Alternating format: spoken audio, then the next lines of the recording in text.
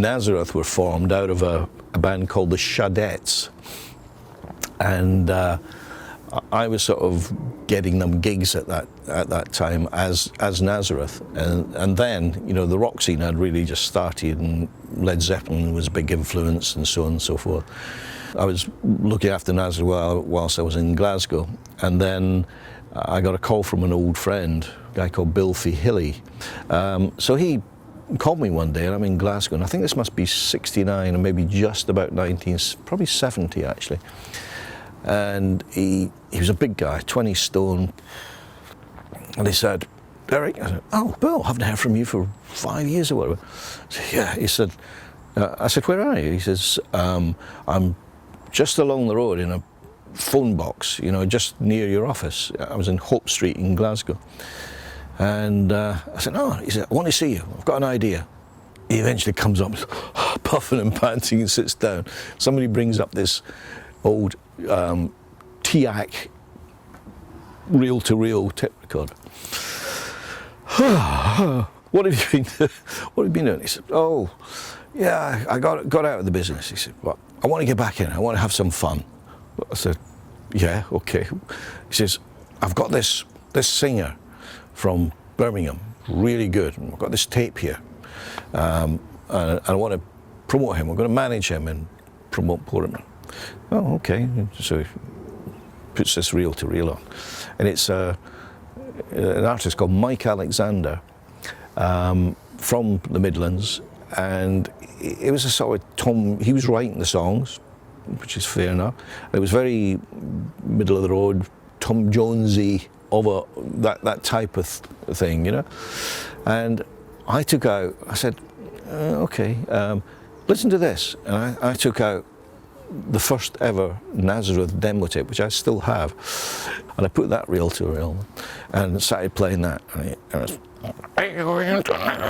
all original songs from Nazareth, and a couple of covers as well, Morning Dew and things like that.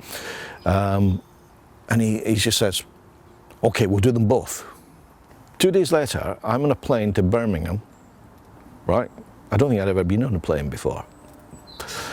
On the plane to Birmingham, and on that trip, he's telling me what he'd been doing for the last 5. He says, "Yeah, I went that ballroom, the Plaza Ballroom in Stirling." I said, "Yeah." He says, "I bought it."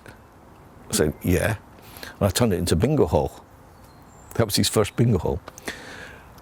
Chain of 33 bingo halls later, including 3 or 4 in the Birmingham area. And he's now multi, but he wants to have some fun. So on the way down, he said, "Right, we're going to see Mike Alexander in this club, the Embassy Club or whatever it was in Birmingham, and we'll set up in Birmingham. That'll be a good base for it." And I said, "Well, look, you know, if you're really serious about it, there's no point in going halfway. You just well go to London." "Yeah, you're right. Okay, let's go to London." You know, and it was very much like that. You know, a week following, I had said bye-bye to music and cabaret, Ronnie Simpson, and that, to move to London with a suitcase, a checkbook, and get started in London. And that was it.